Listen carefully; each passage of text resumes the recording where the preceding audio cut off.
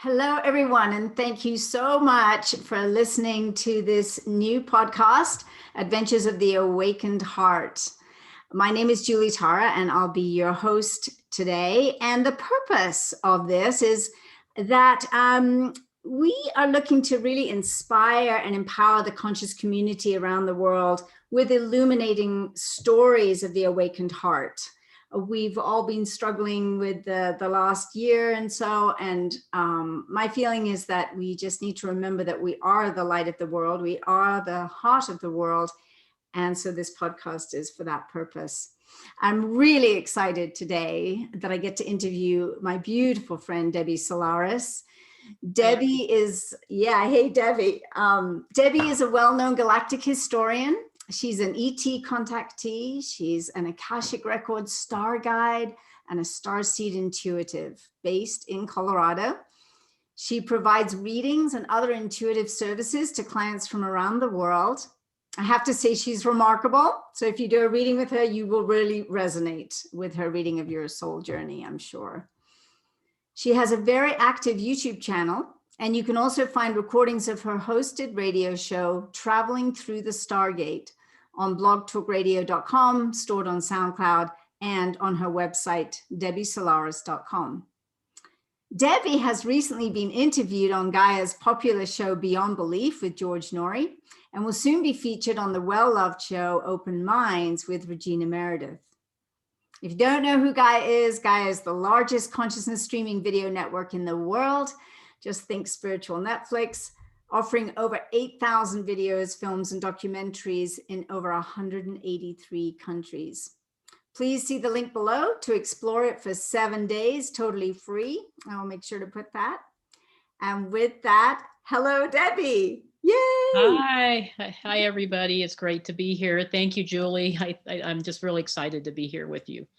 It's just lovely. We met fairly recently through Gaia, and I just love your work. I love everything about you. I got so much out of my own reading with you. You are quite extraordinary in what you do. Yeah, thank you. So thank you for being with us. And I have a few questions prepared, as you know. And the first couple are really about connecting in with Gaia and the Gaia community. So as part of the Gaia community, how long would you say you've been on the path of spiritual awakening? Actually, I'm a relative newcomer. I really didn't start awakening until probably around 2007. There was a very, I think, kind of a tragic event that happened personally. My father committed suicide. Which he was always, the rock of the family. So I was just we were all devastated after his death. And it started me on the path of asking questions about why things happen the way they do. Why, it kind of got me looking at the bigger picture of things. So that kind of started my journey. Okay. Huge. And sometimes it does take a tragic event. Before that, I was just, typical egocentric, just, ordinary human, just trying to survive in a 3D reality. But at that point, I started really looking into what's going on behind the scenes, what's really happening, what's happening even beyond planet Earth. And so that started me on my journey. It led me to become somebody that really, truly wanted to be of service. It's kind of an interesting story, and I'll tell a little bit more of it later. But I actually worked in animal assisted therapy for 6 years. I did this totally volunteer. I never got paid. My therapy animal and I got certified through through the American Humane Association. They used to be in Denver. I don't know if they still are, but they were providing trainings for therapy animals, and we went through that for a few months. Got certified, and we served a community of Denver and Colorado Springs for 6 full years. I mean, and we were involved with a lot of different programs, particularly assisted living homes, a military hospital at Fort Carson, the Wounded Warrior program in Fort Carson. We worked with the American Red Cross during disaster relief situations. We also worked with Pause to Read with Pikes Peak Library District. So we were involved with a lot of programs. And I would say at that point, I became I guess aware of that I as a person, is a part of the bigger picture, that I'm part of being here as a soul, just trying to make life better for others here on this planet. So as far as the Gaia end of things, I started watching Gaia probably around 2010, 2011. Just, a few shows here and there. And I was intrigued at, how expansive and how consciousness raising a lot of these shows were. I mean, they were willing to delve into topics that nobody else would even touch at that time. And even more so today, I think. I mean, I think they're able to broach a lot of different topics that, involve spirituality and involve, consciousness in a way that's really classy, that's informative, and that is, I think, inherently inspirational for, the viewer. So I kind of grew along with Gaia. I think I kind of just, just enjoyed the process with them. And now, to be part of the Gaia family is a real honor and blessing. And you really have become such a beautiful part of the family because you're a member of Gaia and you're being hosted on Gaia, you're part of the talent. And so it's especially great that you're willing to do this interview with me. I'm thrilled because I don't usually get to interview the talent. So yeah, no, it's kind of fun. It's kind of fun being like having two roles with Gaia, because I get to see things from the talent perspective. And then I also get to, understand things from, the subscriber perspective as well. Cause I am an active member and I love watching the shows. And, I'm not somebody that's a big fan of some of the shows on TV or, because to me, they seem really dark. And I like to watch things that are going to lift my vibration, not lower it. So, so I don't watch a whole lot of Hollywood movies and things like that, but Gaia gives me an opportunity to be entertained and be informed at the same time.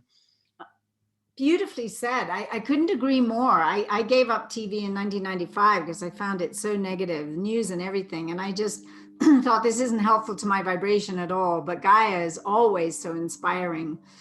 I just actually, Nassim Haramein this weekend to the Biosphere. I'm super excited about that. And I just listened to his whole series on quantum revolution and it's just fantastic. So inspiring. Gaia gets the best people. I mean, they get top of the line. I mean, I've been following Haramein Nassim since 2009, and I think he's phenomenal. And I am super excited that he's going to be at the Gaiosphere. So, super brilliant. I know, yeah. It's so fun. Well, let's dive into the topic of today for us. And this is about the awakened heart. And I'd like to just ask, because everybody maybe have a different feeling about this as to what does the awakened heart mean for you? That's a really great question. I guess what it means for me is being awakened to the fact that we're not alone in this universe, that we're part of kind of a tapestry of intergalactic and interdimensional experiences. And this is all very purposeful. We have chosen to have these experiences, but but many of us that are here on at least part of the Gaia community have chosen to be part of this experience as light workers and as star seeds, and even if those terminologies don't resonate with you, certainly the terminology of an enlightened human, that we're here to raise consciousness, we're here to be of service, to planet Earth. And to me, that's kind of like the beginning of the journey of self-discovery, is when we get outside of ourselves and we finally lose the ego. That's when we find ourselves usually. And for me, it started off with the service that I did with animal assisted therapy, and now I am a Akashic reader, and I'm a Galactic Historian, and so now I'm trying to continue my mission of being of service in that fashion. So I don't know if that answers your question, but that's how I see it. No, it's absolutely beautifully said, and I couldn't agree more. And there's this mass awakening happening right now through all this turbulence. People are seeking more than ever the truth of who am I really. And so, as you said, as you let go of the ego, you find out who you really are. And I feel like we're all part of this heart of the multiverse, the cosmos. And the more we can get back to that and live from that in service, as you exemplify so well, the better the whole of humanity will be, and the more connected will be, which Absolutely. We see so much division, but it's so much from the mind, and it's so much about opinions and judgments. So and you started off earlier speaking about your father in 2007 and that experience, and I don't know, but I would imagine that was one of your biggest experiences of heart expansion. But perhaps you have another story you want to share, or maybe that one, how that was for you, because it's hard to imagine such a tragedy. I'll touch on that a little bit, but then I'll go to another story, I think. Yeah, when my father passed, he was the strongest person I know in my universe, at that time. I mean, he was a 2-time military, Vietnam veteran. He was retired military, had spent, 30 years in the U.S. Army, was, highly decorated. He was just one of those people that everybody went to for help, for advice and help. He was also he was a sheriff, deputy sheriff for El Paso County here in Colorado for quite a few years. He was just a phenomenal person. And so when he passed, or when he killed himself, I guess, I felt like, if the strongest person I know can't handle life, what chance do I have?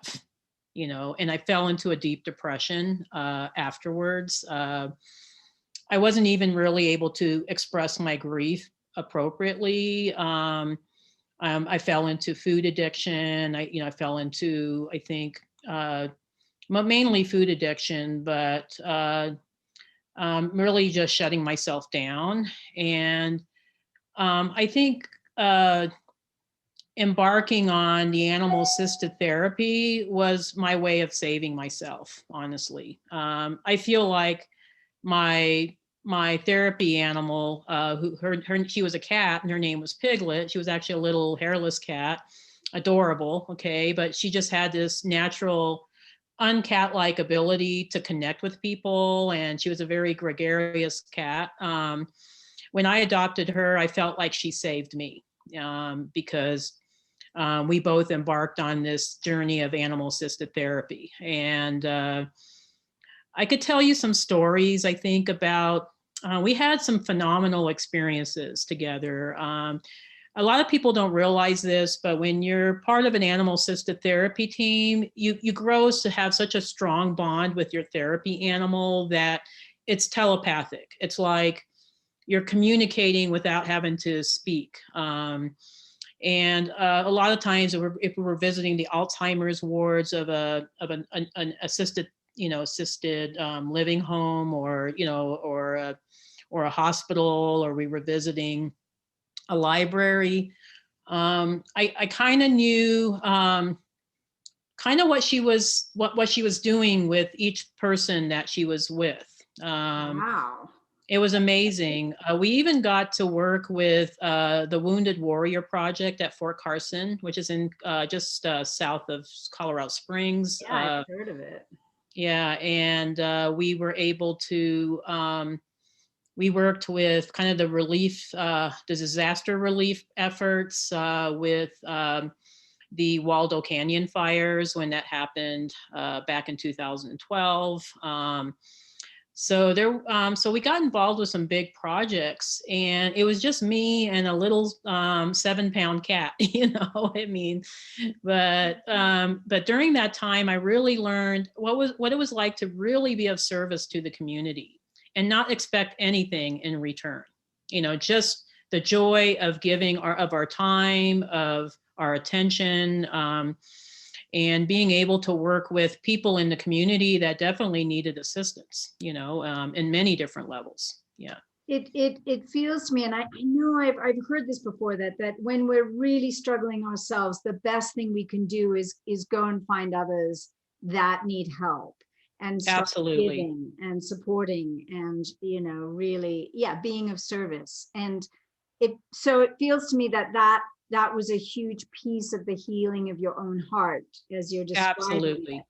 That as yeah, and it was almost like I was divinely guided to it. It wasn't like I came up with all this stuff by myself. It was like there was, I don't know if it was my higher self or my higher guidance, but I just happened to adopt a phenomenal cat. I was watching a show on Animal Planet about animal-assisted therapy, and I thought, oh wow, that's something Piglet and I can do. And then I just happened to do some research, and oh my gosh, Denver has animal-assisted training at the American Humane Association. It's like it just all kind of fell into place, and I think that's a lot of times how our journeys work out. It's I think it's maybe our higher self orchestrating this, or our divine guidance, but I think everything leads to something else, and each journey leads to an even bigger journey.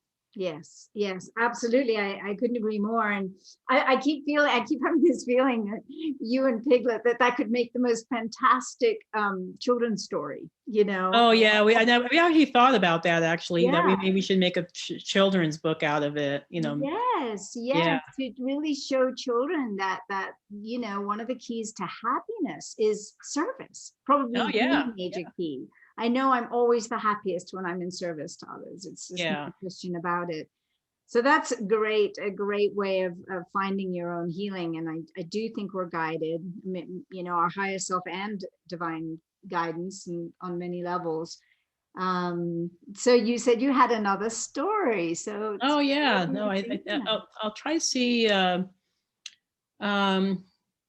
I guess as far as my awakening, I think when I really became fully awakened, so even when I was doing this animal-assisted therapy, I was on the process of awakening, but I didn't feel like I was fully awakened yet. And when I did have my full awakening was when I had an actual extraterrestrial contact experience in 2012. Wow.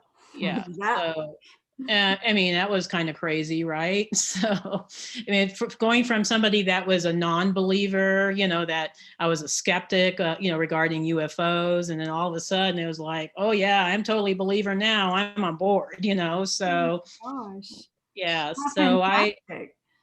so I actually, and it all started again, I think, through intention and desire to be of service. So, Back in, I think, May of 2012, I was very concerned about the state of our planet. And so one, I guess, sleepless night, I sent out this really sincere and earnest prayer to the universe and I was asking for help for the people of planet Earth.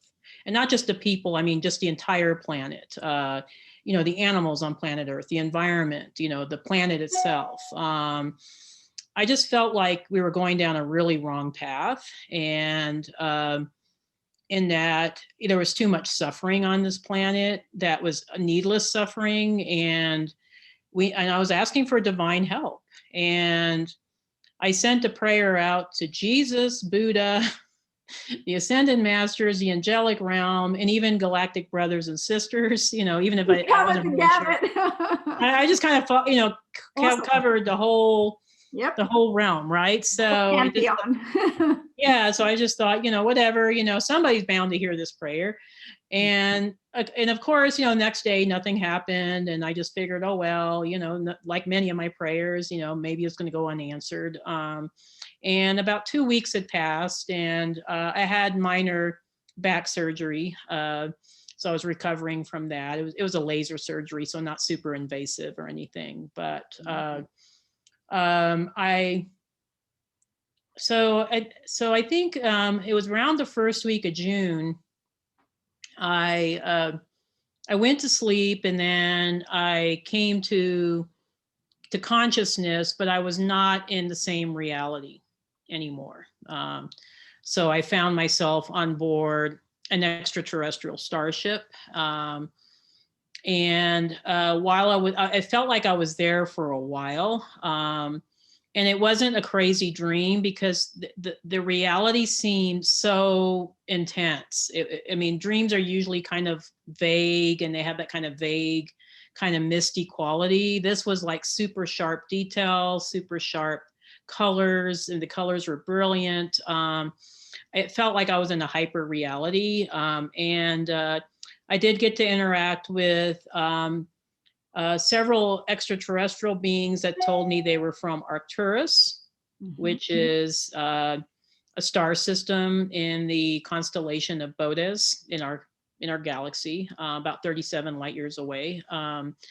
And the ship was so huge that I even interacted with other extraterrestrial beings. There was different ones on the ship.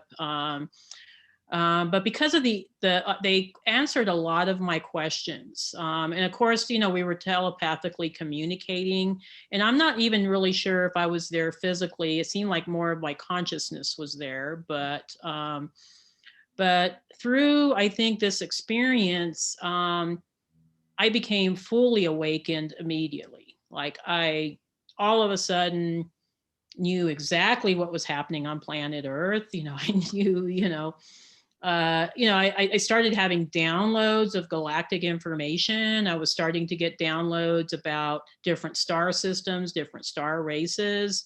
And this took us, it didn't happen immediately. I think it happened over a course of a few years. But I probably didn't really embark on my Galactic Historian journey until probably around 2014, 2015.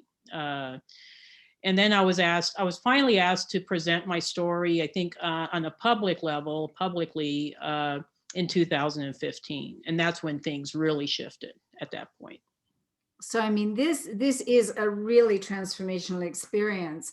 And I wish we all talked a lot more about this, because I know even as a child, I remember seeing Eric von Daniken's amazing film, Chariot of the Gods. And I was like, why doesn't everybody talk about this? This is so obvious that we're not the only ones here. Yeah, and exactly. I also have had dreams of being taken on spaceships and so forth. So I know the power of that. Oh yeah, there's definitely, and not just me that has these kind of experience. A lot of people have these kind of experience, but they're afraid to talk about it. Exactly. I actually just watched Close Encounters of the Fifth Kind, Stephen Greer's film, just a few nights ago, and I was so moved. I downloaded the app immediately, and so yes, I just need to open up more, because I think I always had a little bit of fear, like, oh, I don't know who's out there, and where am I going to go, and am I going to be abducted and never come back. But he just puts so much of that fear to rest. And so this changed your life. It changed your trajectory of what you did in life and how you can be of further service. And I'm sure it opened your heart in an unbelievable manner to the fact that there's all these other beings and all these other planets. No. And I think that was the point where fear, I no longer felt fear. Where, I mean, I was always such a fearful person before, and fear is at the antithesis of love. It's not hate, it's actually fear, and before I was always fearful. I was always, I was one of those people that, suffered from anxiety quite a bit. And after I had that experience, it was like, if we have these beautiful beings, these extraterrestrial beings that are, kind of monitoring what's happening on Earth, that, they have a personal interest in us, as humans and as souls. What do we have to be afraid about? I mean, honestly, it's like, what do we have to be afraid about? I mean, beautiful, because that allows you a certain abandonment into really living life fully. Yeah. Oh, absolutely. Yeah. We're living at that point, we're in resistance really to what's. Oh yeah, at that point, I feel like my life completely did a 180 at that point. It was just like, I was no longer just an Earth human trying to survive in a 3D reality. I became a citizen of the universe, at that point. So I love that, a citizen of the universe. I remember when we had our reading, you said you're an ambassador, a galactic ambassador, and I was like, that feels so true. I think I've always known it, but nobody had ever said it.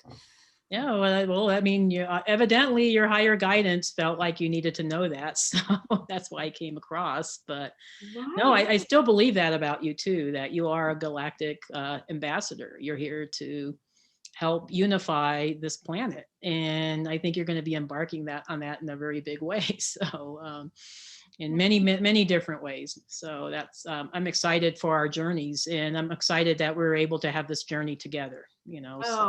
Me too. It was such a feeling of meeting a soul sister, that I was so excited. I was just talk about heart opening. I was just like, boom, Yeah, she's exactly. a real soul sister that I love and I can connect with, and talk about so many exciting things. And we're in each other's backyard, which is even, I mean, really, figuratively speaking, but totally. We see each other at parties and things, which I love. Oh yeah, no, it's awesome. Yeah. So so let's look here a little bit at this is such a big story, and it's clear like how it's shown up in your world, how it's changed you. So from that, what would you say is your heart vision for the future of our world? Where are we going, Debbie? What do you see? That was actually a question I asked on board the ship when I had my extraterrestrial contact experience. I was very concerned about Earth. I mean, I was concerned about the future of the planet. And so, so I asked, the Arcturian guides that I was with, so what's going to happen to Earth in the future? I mean, and they had me in this kind of holographic reality. It was really pretty. I mean, I was in some sort of orientation room, but it was like a hologram within the room. And so it felt like you were experiencing it yourself, but yet you weren't. But what they answered was they were showing me this reality of, and this was future Earth, of people living in close-knit communities in houses that were completely integrated into the environment, where all of them were powered by individual free energy devices, where everybody grew their own food and shared with each other, where there was no longer need for cars or transportation, except maybe some recreational vehicles, but because I think a lot of us will still enjoy, maybe, tooling around in a hovercraft or something. But most people were teleporting themselves to different locations, so they had the ability to do this.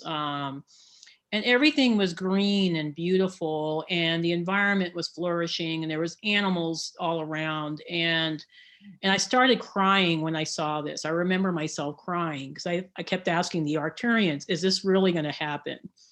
And is this just for rich people? Because my conditioning was only rich people have good things. And they said, no, this is for everybody. Everybody gets to have this. And the homes were beautiful. I mean, they were modern, totally individually supported with free energy. So we no longer had to rely on electrical companies or big oil or so this is the future I see us moving towards. Also just the integration of people, just feeling really truly connected, no longer having all this duality consciousness or all this division, where everybody assisted each other. And I know this sounds like pie in the sky kind of stuff, but when the Arcturians showed it to me, I thought, wow, this is really a possibility. I could really see something like this happening. If we get certain factions, negative factions out of the way, that are trying to prevent this from occurring. But I just felt this, the sense of peace and the sense of, oh, wow, we have a lot to look forward to. We have a lot. This is marvelous to hear this, and we haven't talked about this before, but I'm so, enthused, I will say, by what you've just kind of outpictured. Yeah. Because I feel that there are so many of us that know deeply that we came to usher in a new world, a better Absolutely. world, a world of fairness, a world of real health of the planet and the animal kingdom, the plant kingdom, and us. Yeah. And really kind of unify as human beings, as humanity. Oh, absolutely. Yeah. We No, need I see that.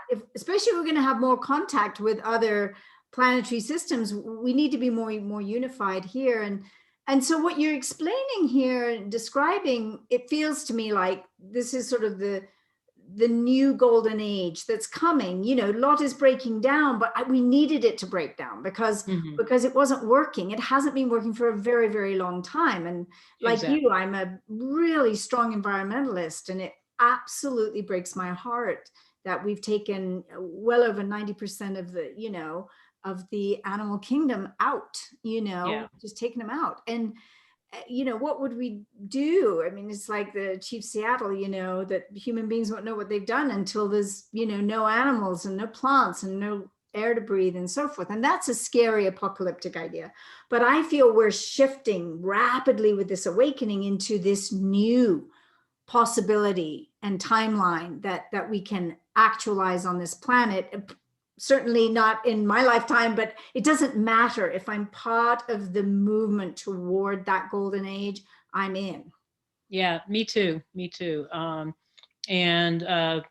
that's why I sometimes I feel like, well, what can I do just as one person? What can I do? But even through the work that I'm doing with the Galactic History and the Akashic readings and the other things I'm doing to try to help expand consciousness, if it helps one person or even a couple of people to change their lives, to be able to create that 5D reality for themselves, and I feel like I've done my job, that I've done what I came here to do.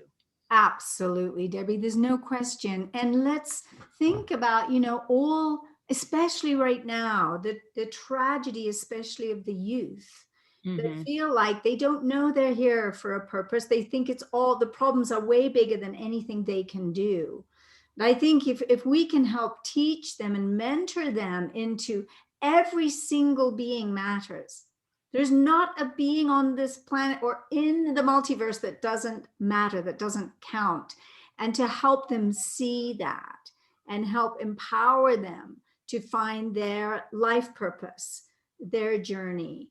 I think this is incredibly important. Then we wouldn't be seeing the suicides that we're seeing, and I know, and the depression. And being a victim of suicide myself, or being, having the indirect, it's devastating. It's you know, and it's something that I think you never really fully recover from. You know, I think you just learn to live with it. But fortunately, you know, quite a few of my clients are younger people. You know, they're in their, you know, 18, 19, 20s. And I do see a lot of hope with the younger generations. A lot of them they incarnate in this planet fully awakened. They know they're star seeds. They know they're here to do a mission. And you know, maybe they're in the minority right now, but they can influence so many other young people their age. And so that gives me a lot of hope that, you know, there's young people here that want to be healers, that want to be teachers, they want to be engineers, they want to be technicians, you know, they want to help build new earth. So I look at these young folks and I think, holy cow, I think we are going to be in good hands, you know, when it comes time for me as a, you know, first waver to step down. And you know, yeah, so I'm really excited about that. Yeah. That's so good to hear, because you spoke, I remember us talking about the first waivers, and you know, I remember my first memory was, oh, you know, I came here, I was asked to come, and I agreed to come, which I think was very important, memory, and that I'm here on a mission.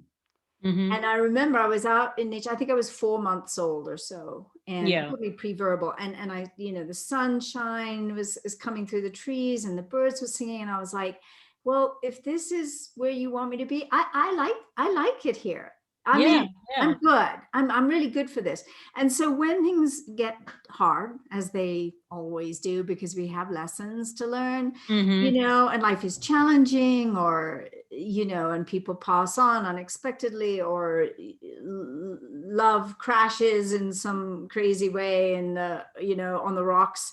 And careers that you thought were going great suddenly disappear, you know, like quicksand, or these things happen. And I always remember this first memory, always, that Julie, you were asked to come, you said yes, and you came on a mission. So, you know, just keep going to that North Star, find that North Star, whatever it is, and take that next step, that one next step. And sometimes when one door closes, I know this is kind of a cliche these days, one door closes, another one opens, you know, so things that we might think might be a disaster might end up being the biggest blessing of our lives, you know, so. Yes, and very difficult to see in it when we're in it. And I think right now with the whole, you know, pandemic and everything, people are struggling to see the good in it.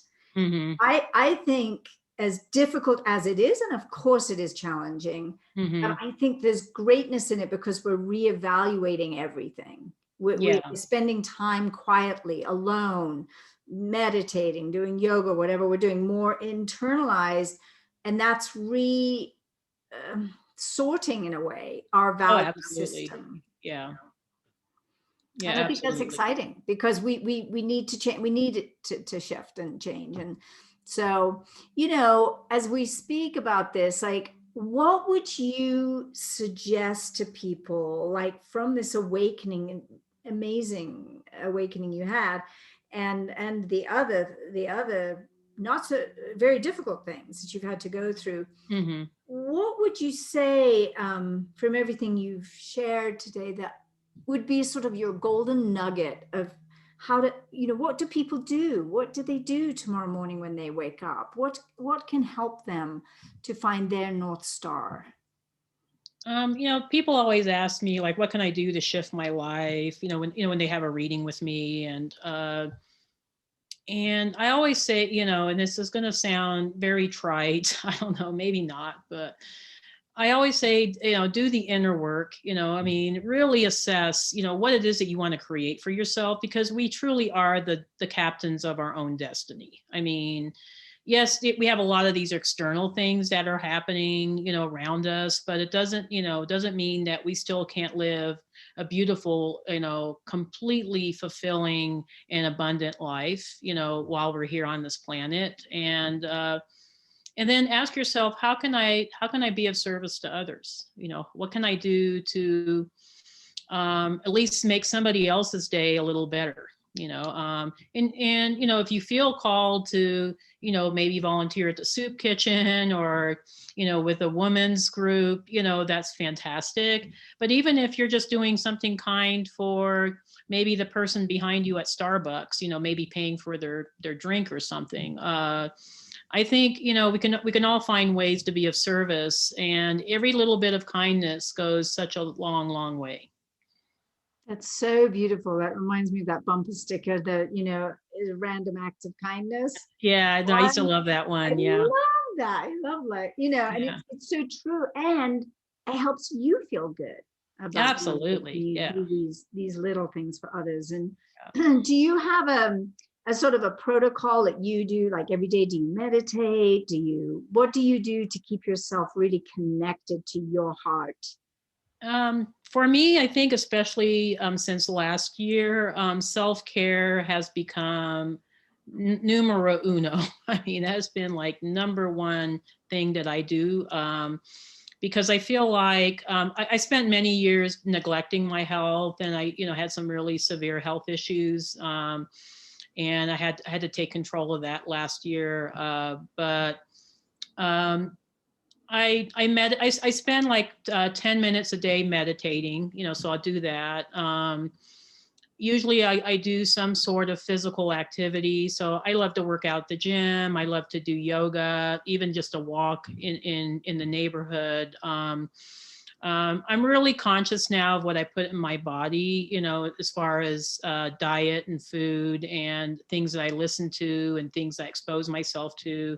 So that's why I think, being subscribed to a service like Gaia is so important, because you are going to have access to that higher vibrational programming that we all desperately need right now, so. Yeah. I mean, Yeah. I'm using the yoga every day. I'm doing yoga on Gaia. I'm so grateful for that. Oh yeah, And no, I do the yoga too. I love it, and when I can't get to the studio, I'll do the Gaia yoga, and they have a lot of fantastic yoga shows. I even love, the ancient civilization shows.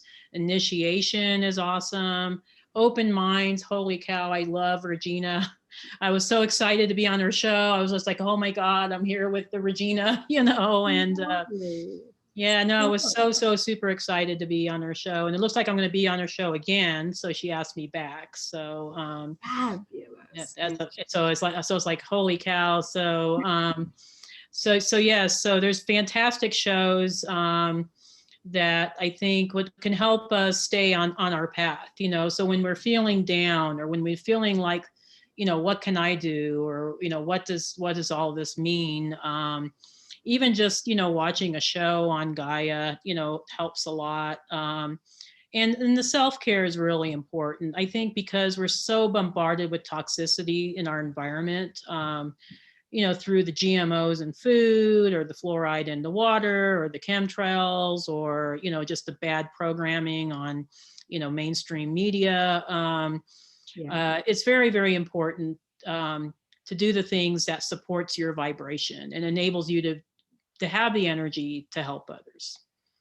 Beautifully said. That's been my passion now for 40 years, is teaching people how to keep their vibration very bright with technologies, magnetic fields and far infrared technology and negative ions. All these things make a massive difference, along with organic foods and the right kind of water. And I know you transformed your physique really in the last couple of years or years. Yeah, I've lost 60 pounds.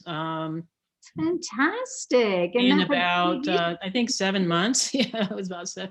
Wow. It went fast. I mean, I had medical help. I'm not going to lie about that. I did have gastric bypass surgery, because I had tried for years to diet on my own and wasn't successful. And I had so many, I think, comorbidities that were keeping me from being successful that, I needed to resort to surgery. But the surgery is only the tool. The rest of it is changing your lifestyle. And I did make a lot of lifestyle changes. I mean, so you still have to do the work. So it's not the easy way out. it just gives you the tool to make what you're doing become successful. So Absolutely. Absolutely. Yes, I've heard that before. I know we're sort of coming up to time here. So, there any last words that you'd like to share with our listeners today? I would say with, I guess the little nugget I'll leave with is to remember that we're part of the greater galactic family, and and everything that we do has kind of a ripple effect, across the planet and across the galaxy and the universe. And if we can remember that, that we are part of this greater universe, and that, what we do does matter. I think that'll go a long way in helping us to unify as a planet. Beautifully said. Debbie, thank you so much. Oh, thank you for this having me. time It's been a together. real pleasure being here. And I always love being with you, Julie. So in any capacity. So You are such a blessing. You really are such a blessing to all of us. And thank you. I'm so glad you found your path so you can help us find ours. Yeah. And to everyone listening, thank you so much for your time today listening. And I do want to encourage you to join the Gaia community. I'll put a link below so that you can try it for free for 7 days and have fun exploring. This is a time of awakening, of great awakening. And it's a very, very exciting time in the midst of the rubble. All this new blossoming is occurring. So thanks, everyone. And thank you again, Debbie. Much love to you. Thank you for having me. It's been great. Thank you. Blessings.